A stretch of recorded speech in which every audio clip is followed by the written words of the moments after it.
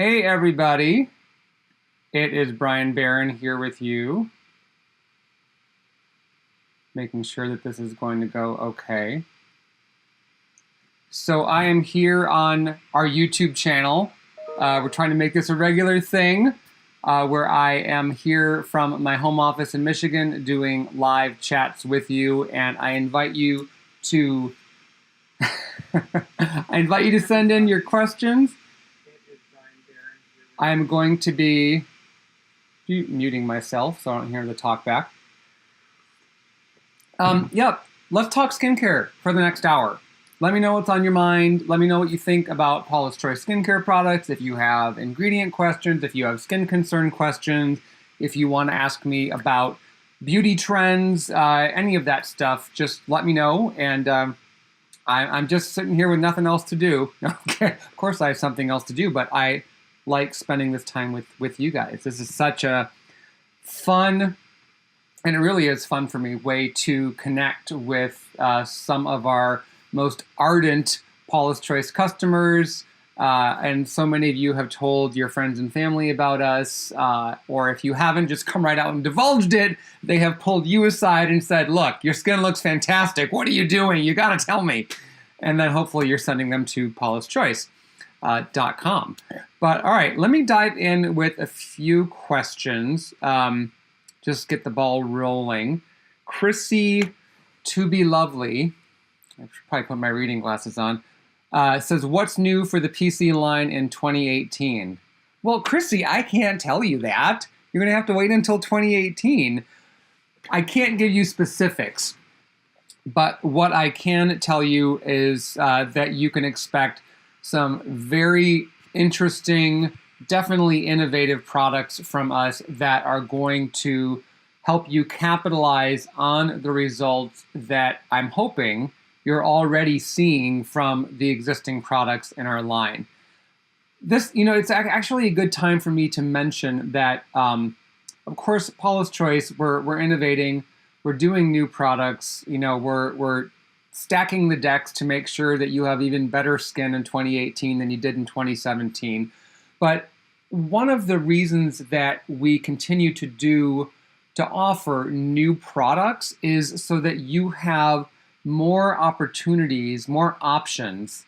And I get that that can backfire because you get to the point where there's so many options you don't know what to use. We're working on making that easier, but we really want to allow our customers to put together a customized routine, really a skincare wardrobe, if you will, that allows them to tailor the products they use based on the skin issues or whatnot that they're experiencing on any given day. I have to take a sip of tea, excuse me. No Star Wars class today.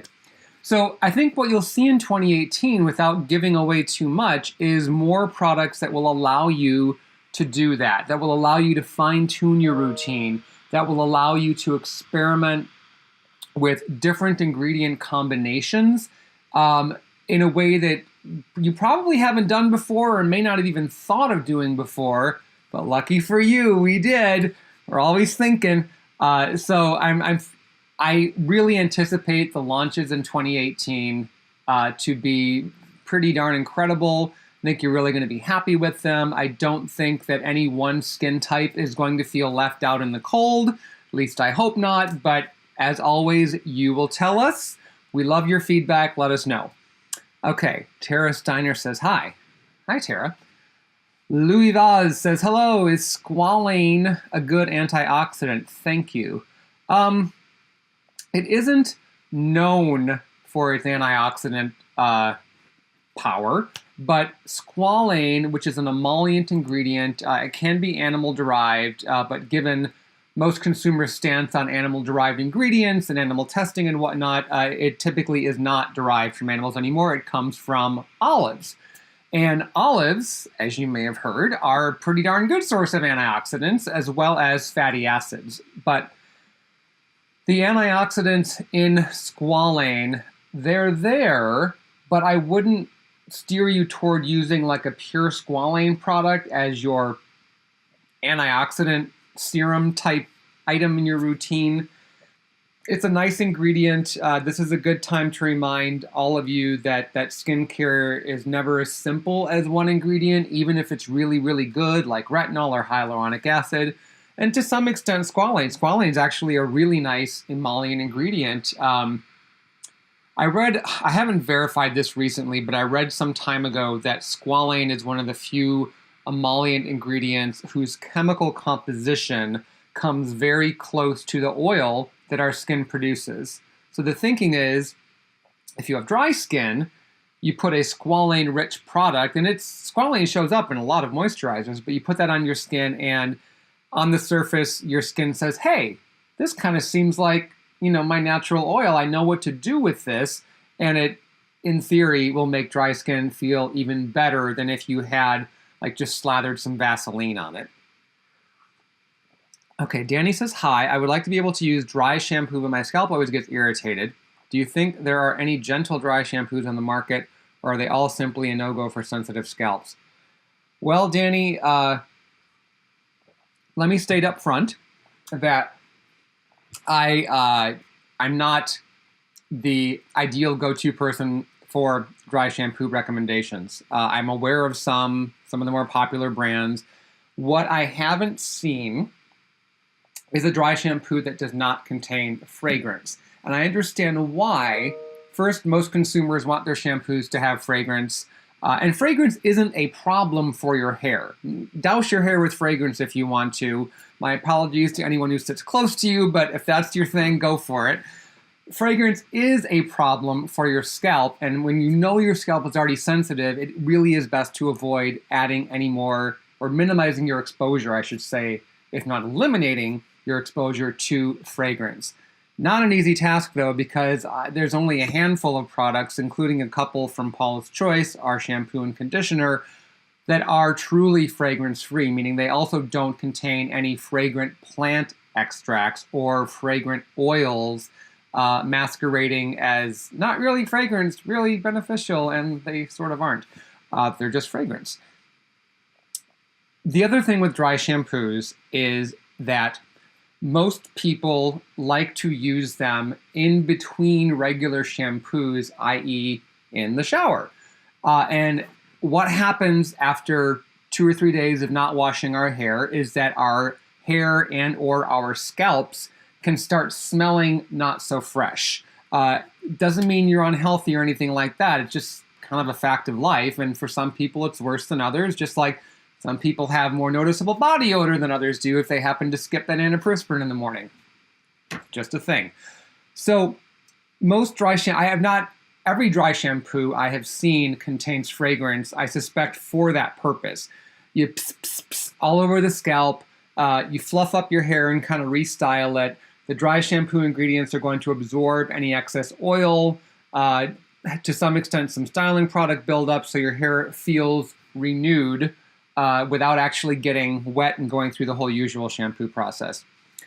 So I'm trying to think of I just really haven't. If any of you watching know of a fragrance-free dry shampoo, because again, not the dry shampoo expert here in terms of knowing what's out on the market, please note that in the comment section for Danny, and she can take a look at that as we go along here. I was thinking, though, if you can find a fragrance-free baby powder that's either talc or cornstarch based, you could experiment with sprinkling some of that on your scalp.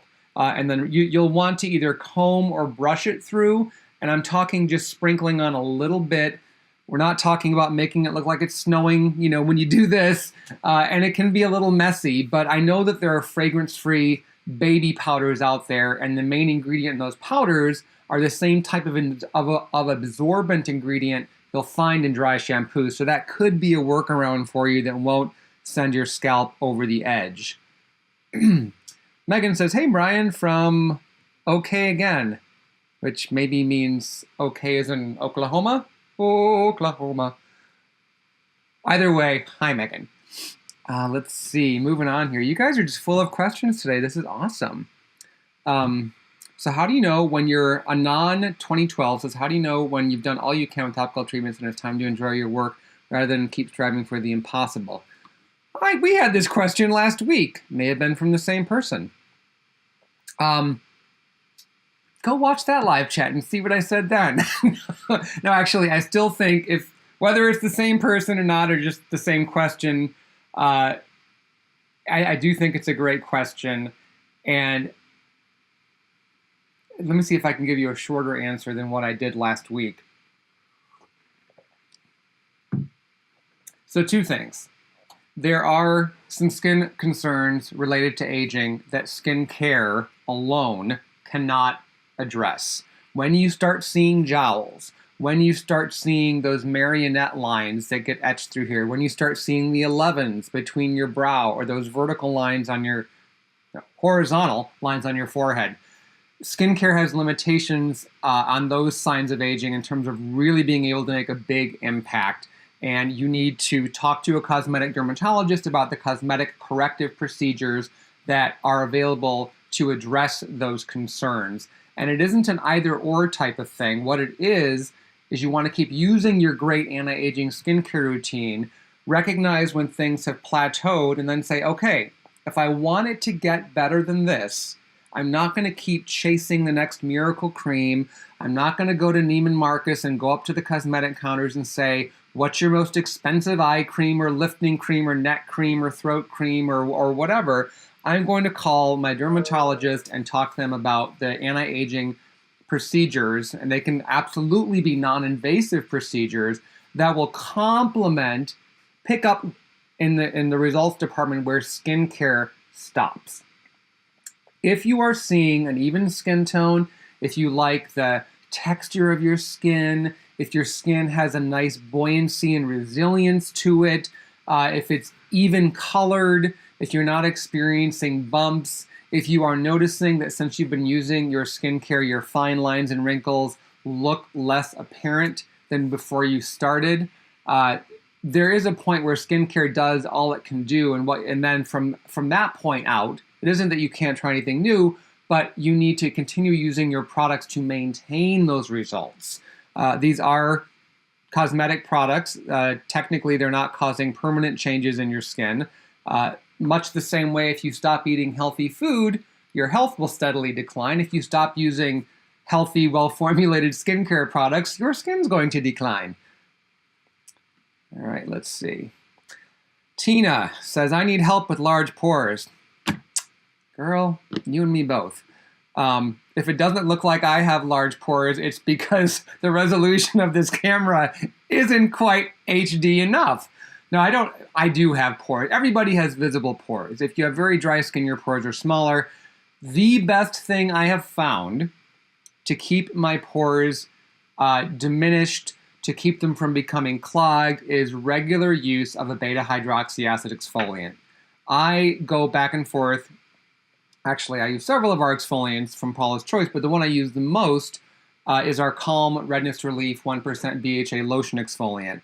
The 2% BHA liquid in our line is far and away our most popular beta-hydroxy acid exfoliant.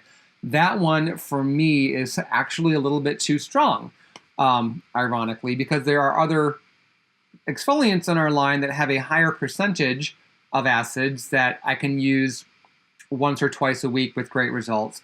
The new advanced smoothing treatment with 10% AHA that we just launched, like maybe 48 hours ago, if that. Wow, that is amazing. If you used to use our weekly resurfacing treatment with 10% AHA, which is a liquid and which is still available, don't panic, it isn't going away, at least not yet. It might down the road, we'll see. You'll let us know if you want to see it hang around or not. The new advanced smoothing treatment with 10% AHA comes in a dropper. I actually have some over in my product closet, but I will stick with this here. It has a serum-like texture. It's super silky. Doesn't have that any sort of a sticky or a tacky finish. I have tried some other high-strength type leave-on peel exfoliants here and there from various other brands, and I've never been really happy with how they felt. They give good results, but aesthetically, they leave something to be desired.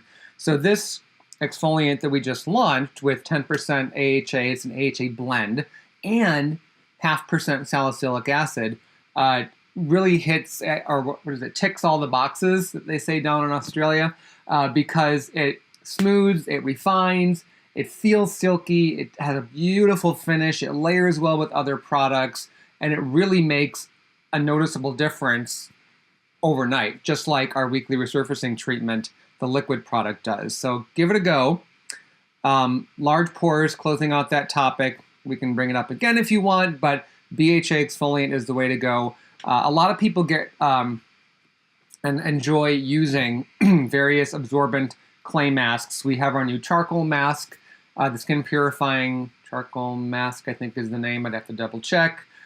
Just launched, and that can help diminish visible pores as well as helping to unclog those surface little bumps that you start seeing. They can kind of help lop that off so that the contents inside can go, we're free. Anyway, okay, so those are two options. Chrissy Too Lovely says, I absolutely love the PC line. Been a fan for over 17 years. Love this line. Well, thank you for being with us for all of those years. We love that. And we will keep doing what we can via products and information. That's one of the really cool things. How are we doing on time? Okay. That's one of the really cool things that I love about Paula's Choice, and I'm hoping that you, as some of our most diehard fans, love as well, is that we're not just selling products. We're not even just selling great products. We're offering great products, and we're also offering you, for no additional charge, you don't even have to buy anything if you don't want to, and come to our site and find all this incredible information about how to take the best possible care of your skin. Information that my team and I have written, Paula has written and edited.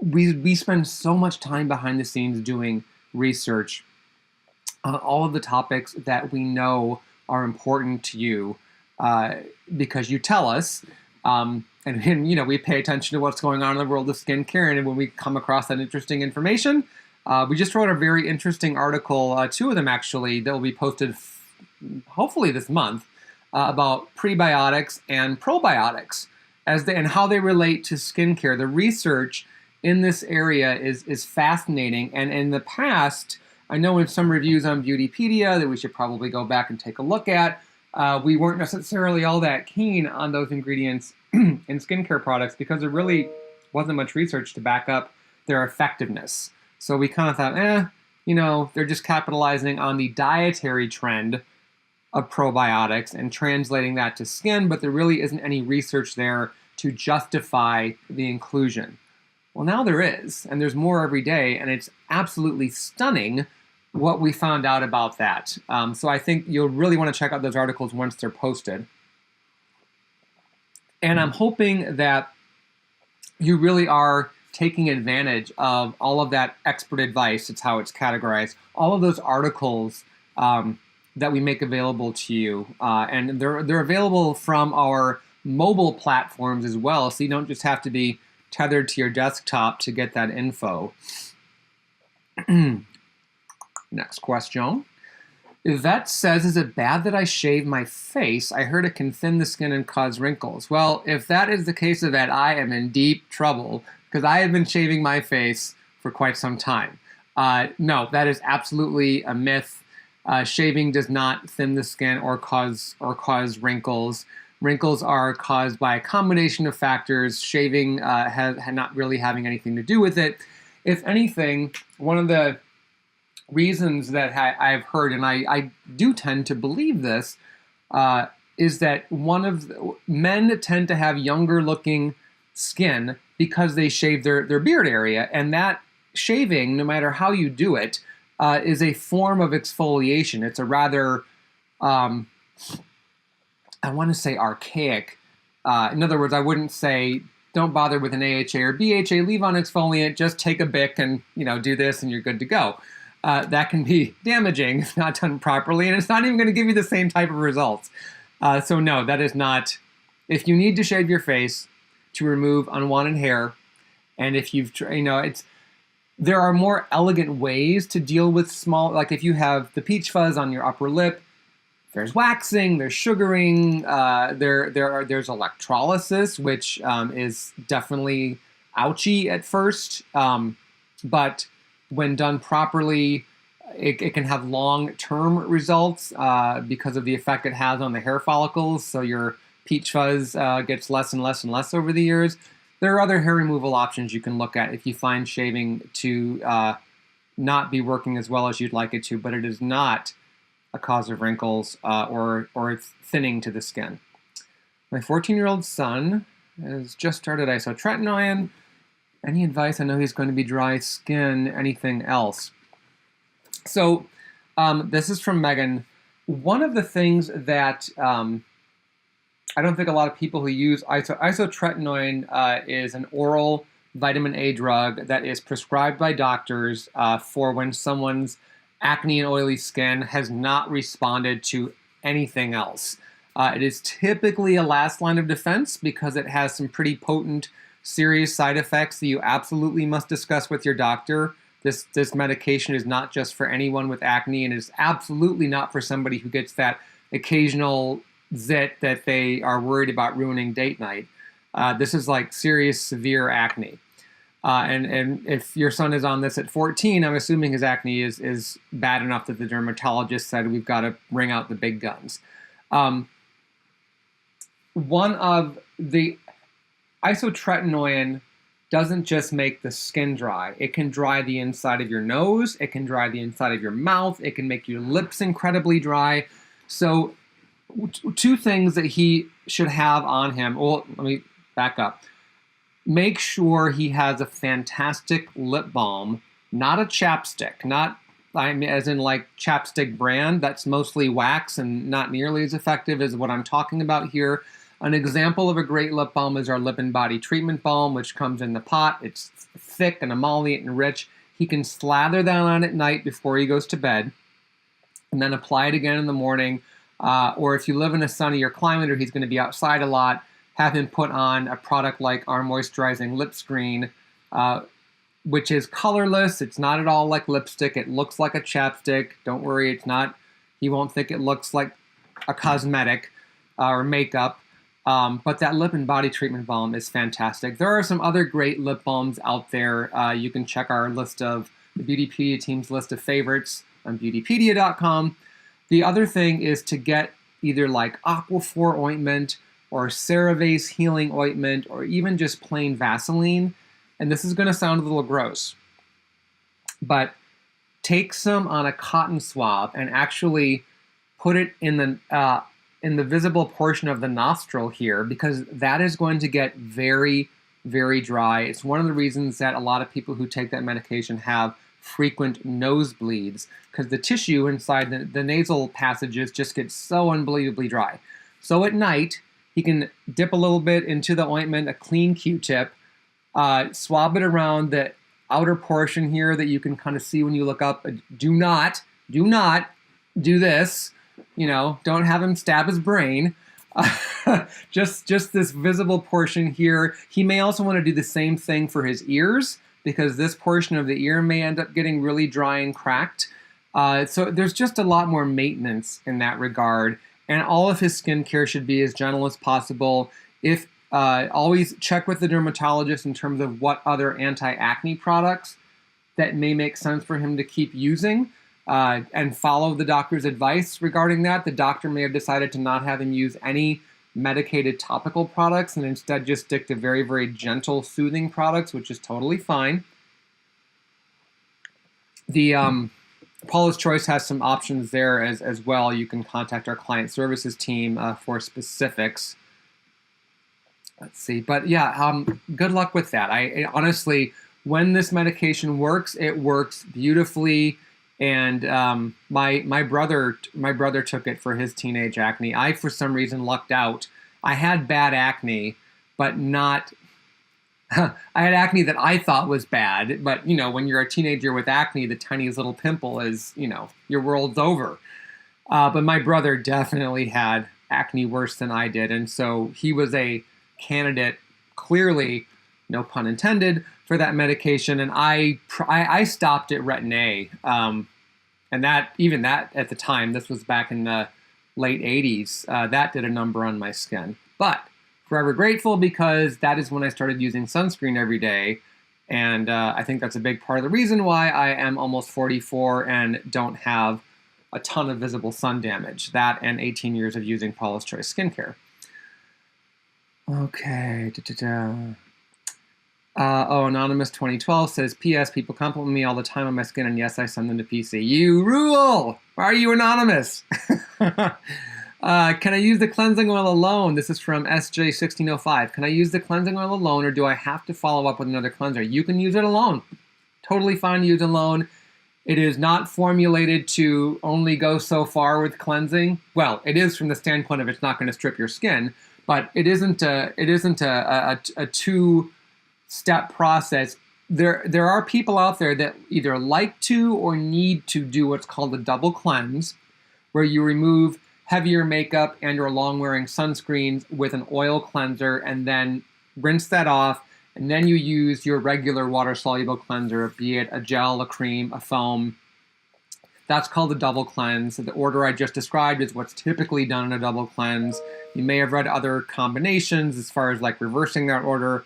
I think it makes more sense to do it the way I just said, but there's no, you're not going to get hauled off to jail if you do it the other way. All right. Oh, Megan says he just started at 3 days ago. Okay. Well, yeah, again, Megan, really, I wish him good luck, and encourage, keep a regular dialogue with your dermatologist going. If your son is up for it, or maybe you can do this and he'll just like verbalize it to you. I know teenage boys aren't the most talkative. They kind of like go inside themselves for a while, and then, 4 or 5 years later, they won't shut up. But I was going to suggest keeping an Isotretinoin diary of sorts of the side effects, if as they come along and how bad they are. That's really important information to share with your doctor, so that they can see the pattern of issues that might develop. And he could be one of the lucky ones and have minimal to no irksome side effects. But again, it's just something to pay attention to and keep a regular dialogue going with the doctor. If they don't check in with you, make sure you check in with them.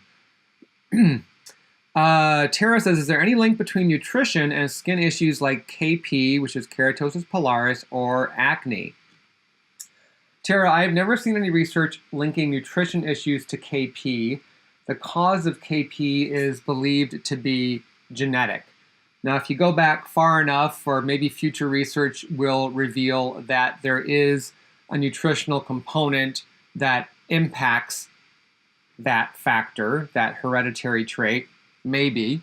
Let's not rule it out. But I haven't seen anything to date that says that is a cause. So I've not seen any dietary connection there.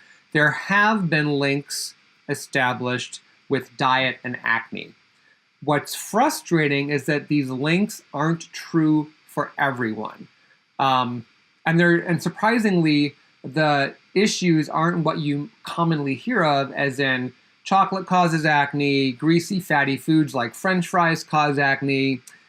I wouldn't advise any of you to eat those foods on a regular basis, although I personally think 85% dark chocolate is a gift from heaven. And I enjoy a little square of it every now and then. I try to wait until I'm having a really fantastic glass of red wine, like a really good Cabernet, and then you have your dark chocolate square with it, and talk about dessert. But anyway, what the research has shown about diet and acne is mostly about dairy products.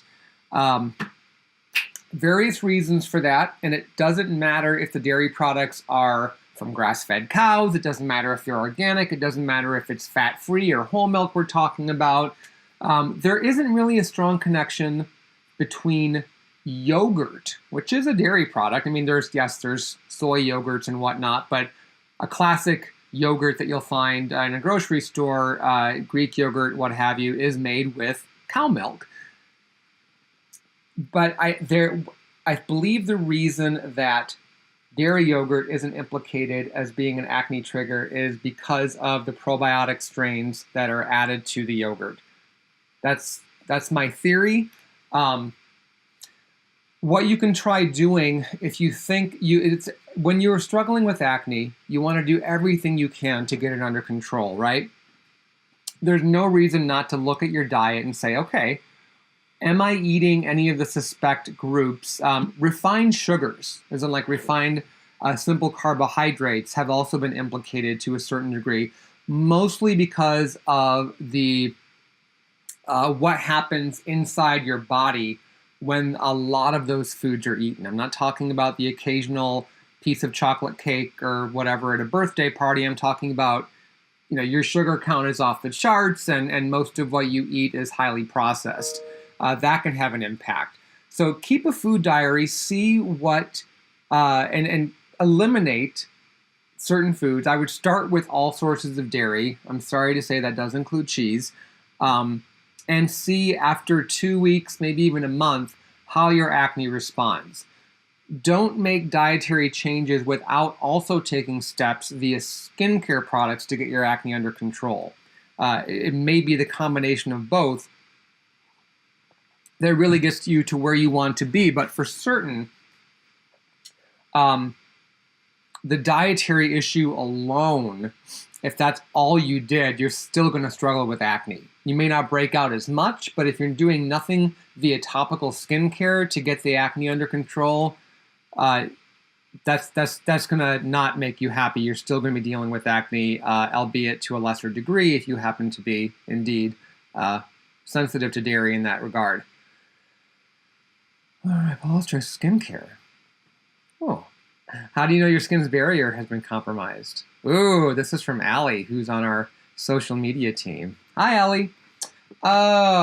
Generally, you know your skin's barrier has been compromised because your skin begins acting and or looking sensitive. It can be more sensitive to the touch. It can start getting a little bit blotchy. You may see some visible redness, and you normally don't deal with those types of issues.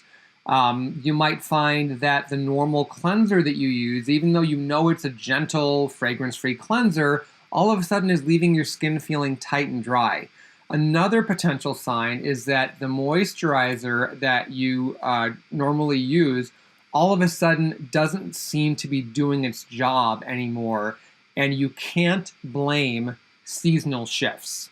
You know, it's not like you went from humid weather to a much drier climate, or, you know, it's that stark change definitely happening in Michigan where you get the cold, the humidity drops, you get the cold, dry air that comes in. You know, everyone's slathering on the heavy-duty body creams because your skin just starts getting itchy and uncomfortable and almost feeling like it's a size too small. Those are the main ways. Other visible signs of a compromised barrier can be skin that just looks thinner. You can start getting almost like that sheeting-like dryness, and skin can just kind of feel like very delicate. Just in general, the surface is just more reactive. And so the more replenishing ingredients, the more barrier restoring ingredients like ceramides, like hyaluronic acid, glycerin, cholesterol, lecithin, the omega fatty acids, all of those, niacinamide would be another one, are wonderful for rebuilding and strengthening that barrier. And that really is our skin's barrier. It is monumentally important to our skin's outward health and appearance. The more you can do to keep that barrier from breaking down and becoming depleted, which, you know, pretty much lets in everything that you don't want and allows to cause even more damage, the better your skin's going to be. Aw. Megan says, and yes, PC is the end all be all skincare for my aging. Kirsty too. Okay, thoughts on emu oil. Emu oil is an animal oil, animal-derived oil. I've seen studies out of Australia. I hope I don't get this wrong. I believe the emu bird is native to Australia, but it might be native to New Zealand. My apologies if that is the case and I got that backwards. But I have seen studies out of Australia that have looked at the comparative studies between emu oil and mineral oil, and found that emu oil was better in several different ways. They're very similar, but emu oil essentially had better aesthetics and was better able to reduce what is called in a clinical setting transepidermal water loss, which is a fancy way of saying that emu oil helps your skin hold on to its own moisture. But there are a lot of ingredients that can do that. Again, let's not get hung up on one in particular. Emu oil is a fine oil if you want to experiment with it, but I wouldn't say use emu oil at the expense of or instead of any other ingredient. It's one of the reasons why for our moisture renewal oil booster, we didn't just say, oh, hey, argan oil is great or safflower oil is great. Let's put that in a bottle and call it an oil booster. We researched the various oils that have the most impact on skin and then in what ratio. And then we combined 9 of those in our oil blend, so you're not just getting a one-note, so to speak, product. You are getting a multifaceted product and benefits from all of those oils. DD Panda says, talk about the new 10% exfoliant you just launched. Is it replacing the 10% AHA liquid? It is not. Let me recap for those who may have joined late. The new exfoliant is a serum. Serum-like fluid texture, comes in a dropper dispenser. It's right in the cap. You just go boop, boop, boop. So you could squeeze out. I squeeze out like a dime-sized amount on the top of my hand, and I kind of just mix it in, and then I'll just apply it to my face. And I might add a little bit more at night if I'm feeling fancy, or if my skin is looking like it needs a little bit more help that evening. And it's just very easy to use, and it is very easy to layer with our other products. So I'll put that on after I tone. I'll put on our brightening essence or maybe some C15 Super Booster, and then I'll put on one of our antioxidant concentrates. Right now I'm loving the Resist Intensive Wrinkle Repair Retinol Serum. Love that serum for this time of year when my skin gets a little drier. And I sometimes will finish with a moisturizer, sometimes not. I've got combination skin, so often when I layer those treatment products, which also have some hydrating ingredients, I find that my skin doesn't really need a moisturizer too.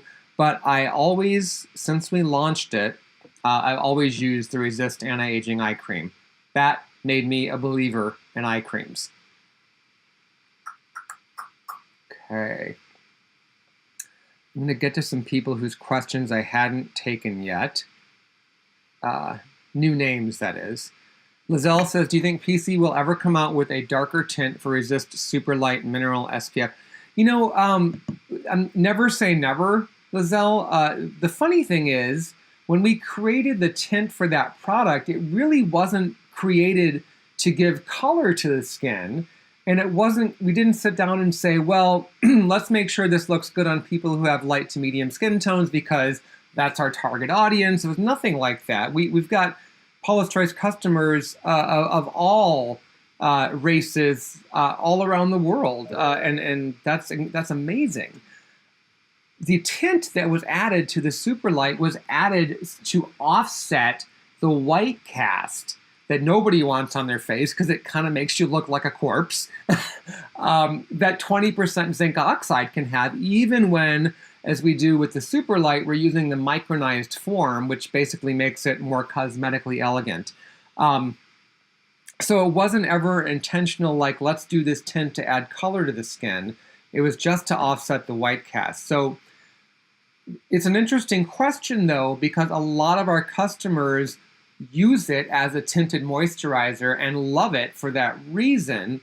And yes, because of the color it is, these people who really love it for that reason do happen to have lighter skin tones.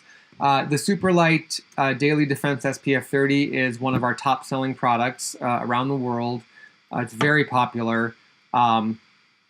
It's a great product. So not in the works right now, but I can certainly share that with Paula and the rest of the team. It certainly would make sense for the people that like using this as a tinted moisturizer that we do offer a darker shade that doesn't look ashen on darker skin tones. So thank you for your question. Angela M. Angela says, hi, Bryan, what's your opinion on azelaic acid? Is it just for pigmentation and also acne and texture? Azelaic acid is a multifaceted ingredient.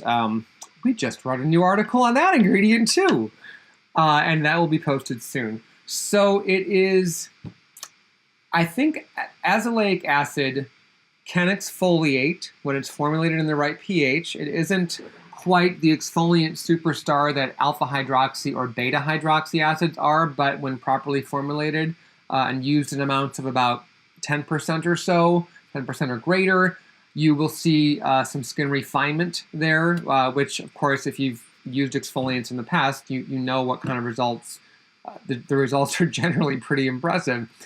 It is primarily for discoloration issues. There are two products, I should say, that your dermatologist can prescribe that have a higher amount of azelaic acid.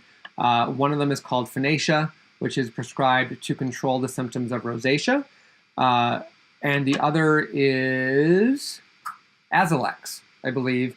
And that is prescribed for discolorations, particularly the more stubborn discolorations due to a skin issue known as melasma. And that is the Azelaic form. It can also be used to help reduce acne. But it's particularly good, and this is kind of what got me more excited about azelaic acid, is that even in lower amounts, it can help reduce the look of post-acne marks, which so many of us who break out struggle with. You take care of that pimple, and you've got that pink, red, tan, or brown discoloration depending on your skin tone. Me being so light, mine tend to be pink to red, but they can last forever. And azelaic acid is one of those ingredients that, because of how it works on skin surface, can hasten the way that those marks look and can help get your skin back to normal faster. So yes, azelaic acid, big fan. We actually sell a product with azelaic acid it's exclusive to Europe. It is called Resist Skin Transforming Multi-Correction Treatment. So if you are excited to try Paula's Choice version of azelaic acid, you can, for the time being, order that from the Paula's Choice EU site or paulaschoice.co.uk. Yes, Oklahoma. Sean Odell says, is black cumin seed oil classed as a fragrant oil? Is it okay to use or is it better to steer clear? You know, Sean, I'd have to double check on that, but my spidey sense is tingling, and it's telling me that black cumin seed oil is a problem. Let me hop on a website real quick, if you guys will just indulge me, because I'm geeky in the sense that I hate not being able to provide you with a clear-cut answer. Just a question like that, as opposed to, what's the meaning of life? Let's see here. Okay, so it's also called black seed.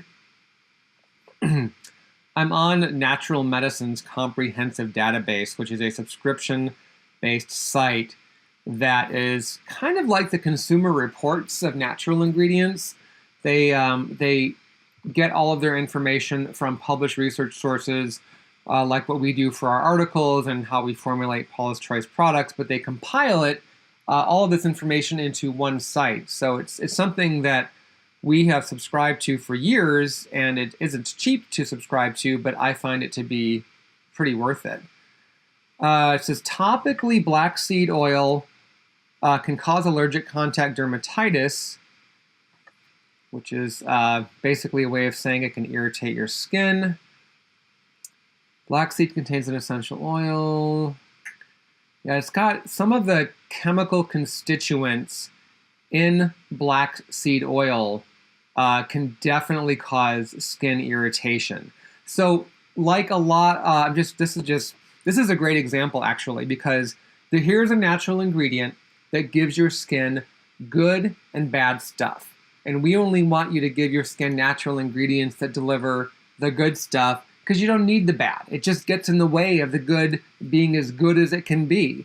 So here's an example though, because black seed oil contains these constituents that give it its fragrance. And I've never smelled black seed oil, so it could smell fantastic, but what's good for your nose isn't good for your skin. But it has limonene, it has something, it has a terpenine alpha, all of these camphophenols alpha, all of these fragrance ingredients that are volatile and can really sensitize your skin. But on the other hand, it says black seed oil is a rich source of polyunsaturated fatty acids such as linoleic and oleic acids. The fatty acid content of black seed is around 80 to 84% unsaturated and 14 to 20% saturated. So all of that is great, but there are fatty acids and oils that have those ingredients in them. Where did you guys go? Oh no, did I lose you?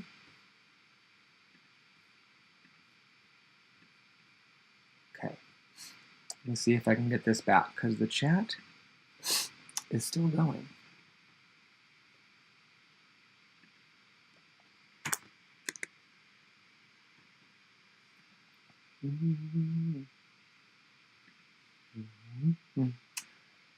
One moment, please.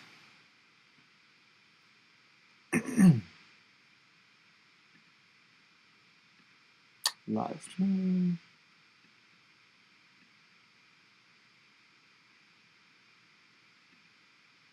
Events. Live now? Okay.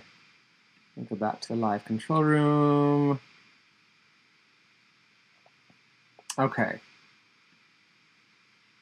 We are still going. Sorry about that, guys. Okay, all of your questions are still here. For some reason, I must have accidentally clicked off of our YouTube feed, but hopefully, let me know if I'm like not back or whatever. Okay, I'm trying to figure out, I'm just getting to the point where I left off. Patsy says, hi Bryan, do I need to use SPF when it snows? I am a Portuguese 42-year-old woman and not used to snow. Oh, hopefully you like it. And I wonder if I need to have an SPF on my moisturizer. Yes, Patsy, every day, 365 days a year, rain or shine, summer or winter. The reason is, it's even here in Michigan and maybe where you're living now too, because it sounds like you're not in Portugal. If you're experiencing snow, then maybe Portugal does get some snow up in the mountains. Geography, not my strong suit. It isn't about sun exposure. So even in the cold, dark, gloomy days of winter, if your skin is seeing daylight, if you can see your hand in front of your face, even if it's cloudy out, your skin is being bombarded by UV rays. The sun does not have to be shining for sun damage to occur. In fact, really, to some extent, unless the sun is shining, sun damage is a bit of a misnomer. It's really UV damage, and that UV light, particularly UVA, which are the sun's most damaging rays, the UVB is damaging to a lesser degree, but that's sort of like saying smoking 25 cigarettes is better than smoking 40 cigarettes in a day. It's still a cigarette, it's still going to cause you harm. Those rays are present, UVA in particular, anytime you can see daylight. The UVB rays have a greater intensity in midday to early afternoon in most parts of the world. Bottom line though, yes, you still need sunscreen. If you are not outside as much, and if you don't live in an area that gets a lot of sunlight in the winter, and the days are shorter in terms of how much daylight we're getting in certain parts of the world at this time of year, you can consider switching to a lower SPF rating. Personally, I stick with my SPF 50 year-round, and the way I get around when it's not quite as sunny out, or if I'm not going to be outside for a long period of time, is that I apply a little less of it, just a little less. You know, in June, when it's sunny here in Michigan and I'm outside much more often, doing yard work, walking the dogs or whatever, I slather the sunscreen on. Not as much at this time of year. I still put it on, and I still put it on liberally and evenly, but I just don't go nuts with it the way I do in the summer. Okay. Lisa is a duck. Oh, quack, quack. Bryan, what is your opinion on pricey brands like PCA Skin and Obagi that estheticians use? It can depend on the brand. Generally not a big fan of Obagi, not because they're not using some good ingredients, but because last time I checked at least, the Obagi products were pretty bare bones. They kind of capitalize on one good ingredient and charge you a heck of a lot of money for that. PCA Skin is more of a mixed bag, and they're a larger line, so you can find some diamonds in the rough from PCA Skin, but I would say with almost 100% certainty that anything that PCA Skin is doing really well, you can find from another brand, and not just saying, oh, only Paula's Choice. There are several brands that isn't charging as much because you don't need to charge as much. That is one of the issues with esthetician lines, is that they give you this sales pitch. And with all due respect to estheticians, but a lot of times the sales pitch from the brand, and the estheticians, don't dispute this, or at least not many of them do, is that these esthetician-sold brands or doctor-sold brands are using exclusive concentrations of ingredients or superior grades. That may be true, but the concentrations and the grades of ingredients aren't limited. There isn't like some cosmeceutical standard where you can only use this combination of ingredients in this amount if you're a cosmeceutical line and you have to be sold by a doctor. No way, it isn't true. And more often than not, when we've reviewed these doctor and esthetician sold lines, they can have just as many problematic ingredients or problem formulas as quote-unquote mainstream or grocery store or drugstore lines. So what counts isn't as much where a skincare product is sold as what it contains and how it's packaged.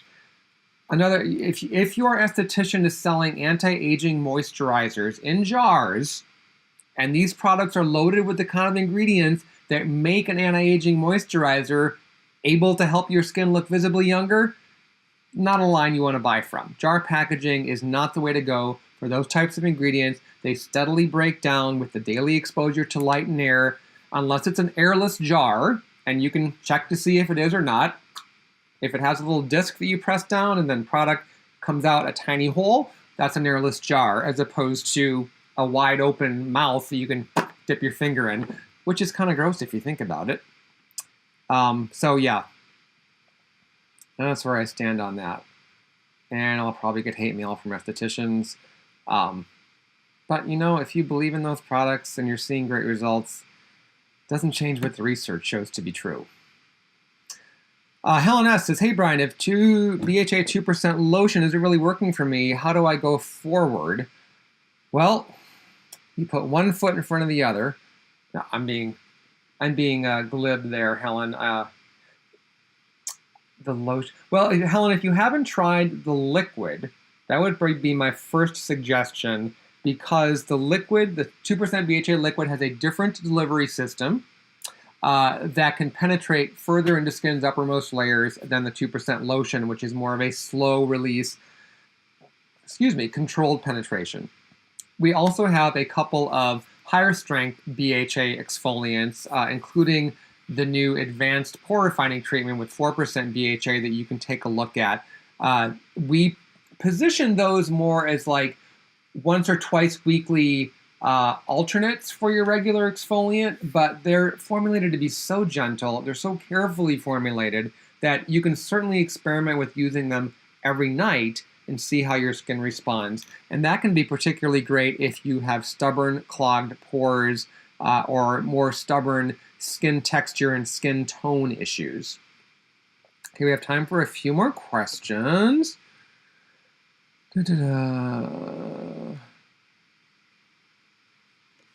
Oh, Derek Miller Handley had an interesting question. He says, speaking of new 10% AHA and 4% BHA, is the reasoning behind the move to formulate exfoliants at higher percentages that can be used daily versus weekly? Are they more beneficial? I wouldn't say that it's... What is the best way to answer this question? It's like I know what I want to say, and I'm trying to put my words together in a way that makes sense. And it could be that we're at the end of the hour, and I'm just sort of like, ugh. But anyway, this has been great, you guys. We have a series of lower strength BHA exfoliants, 1 to 2% salicylic acid, and we have a handful of AHA exfoliants that have 8% and 5% glycolic acid. Yes, that's correct. And then we have the body products. The new 10% AHA blend and the 4% BHA blend are designed to complement the benefits of the daily use exfoliants, or they can be used more often depending on the stubbornness and or severity of your skin concerns. You can also apply them at the same time if you find that that layering helps you. So it's really a move on our part because we believe so strongly in the benefits of leave-on exfoliants. It's a move on our part to make sure that you have a sufficient number of strengths, of delivery systems, and of supporting ingredients that can make an incredible difference in concerns like large pores and various signs of aging, texture issues. We wanted to come closer with these new products of giving you sort of that at-home peel experience, but without resorting to giving your skin this huge hit of acid, and I mean like glycolic, not psychedelics, in a base that I've seen in a lot of peels where you're getting a lot of alcohol, like denatured alcohol, and I get why they use those ingredients because they're solvents. And they're a drying solvent, and they help those acids get into the skin's uppermost layers even faster, but they can have a serious kickback in terms of causing irritation. Okay, a couple more questions here. We can run over a bit because I had that delay. Tammy says, how often should I use the new AHA product? If you are not using any other type of exfoliant, I would say 3 to 4 times a week at night. See how your skin does. If you are using a regular exfoliant on the daily, I would say try rotating this in at night after cleansing and toning 1 or 2 a week. But again, it's not like you're not going to have big problems if you use it more often than that. I don't want you to be afraid of these products, but I do want you to experiment with them to see the frequency of application that works best for your specific concerns. It isn't like a one-size-fits-all type of a product in terms of how often you should use it. Like a cleanser, 2 daily. That's an easy one. Ivan says, should I put sunscreen on eyelids? Kisses from Croatia. Oh, thanks, Croatia. Okay, generally no. Generally no, unless it is a mineral sunscreen only, which the only active ingredients would be titanium dioxide and zinc oxide. Those are pretty much across the board considered non-sensitizing. All of the other sunscreen ingredients, if they get into the eye itself, which if you're putting it right along the lash line on the, here's your eyelid, you're very close to the eye itself and you're close to the tear duct, which is the port of entry for things that can irritate your eye. I prefer either using a mineral sunscreen, and it could be from like not a tinted concealer, a concealer that has SPF. I believe Clinique, just off the top of my head, Clinique sells one that has an SPF 20, I think, which would be great to put on your eyelids because it's a gentle fragrance-free product, and then you're also camouflaging the natural discoloration a lot of people have on the eyelids because the skin there is so thin. If that doesn't sound appealing to you or you can't find a good product that only has those mineral sunscreens, the next best thing is to get a pair of wraparound sunglasses, and by that I mean the frame covers this area. It has like that little, it's not just exposing this part and this part of your eyes or eye area to sunlight. It actually is almost like a shield all around your eyes, and it's got the thicker side pieces so that UV light isn't getting in from the sides and damaging your eyes. Those types of sunglasses are absolutely out there, and that's an easy way to do it. No sunscreen needed. Tammy says Aquaphor is the bomb. I did all that when I was on Isotretinoin. Yeah. Actually, Megan, that reminds me, ask your dermatologist if he or she is aware of any online support forums for people who have been through what your son is going through, because I'll bet you could find a lot of helpful information there, whether you want to look on behalf of your son or if you think your son is committed enough to this, and I'm sure he's computer savvy, to follow that type of stuff himself. He could probably get a lot of interesting, helpful tips there from people who have walked this road before him. Okay. Let's do running just a little bit over.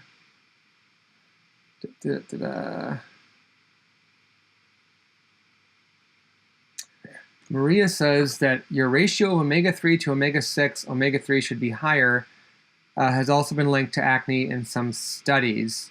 She's referring to dietary ratios. That is true.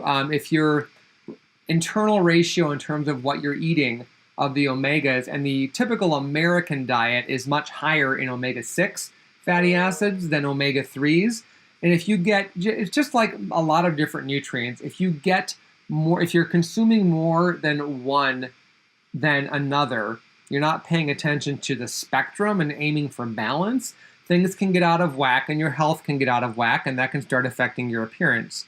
So absolutely, as you're examining your diet in terms of what you can eliminate to possibly prevent breakouts, also look at what you could be adding that could help improve the look of your skin as well. Very good point, Maria. Thank you. All right, one more question. Lottery. Stop. Oh, Sonia. Sonia's liking the multi-correcting treatment that I mentioned earlier that you can get through Europe. Caroline wants to know if I can talk about hormonal acne around the mouth and the chin. I can talk about that.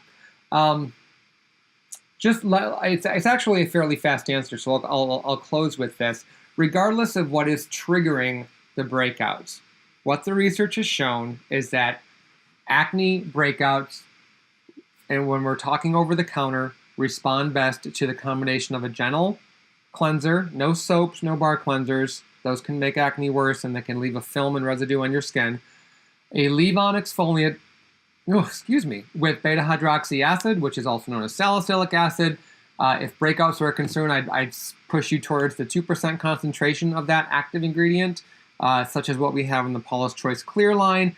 And then the last in the acne arsenal is a topical leave-on product with benzoyl peroxide at either a 5 or a 10% concentration. If your breakouts are more stubborn, at a 2.5% or 5%. There are 10% benzoyl peroxide concentrations out there, but they generally tip the scales in favor of side effects like dryness, sensitivity, and redness. And interestingly, although of course 10% of something is more than 5% of something, in the case of benzoyl peroxide, the research has shown that in the comparative research, which is one of my favorite kinds, has shown that 5% benzoyl peroxide works as well as 10% benzoyl peroxide for most people with acne.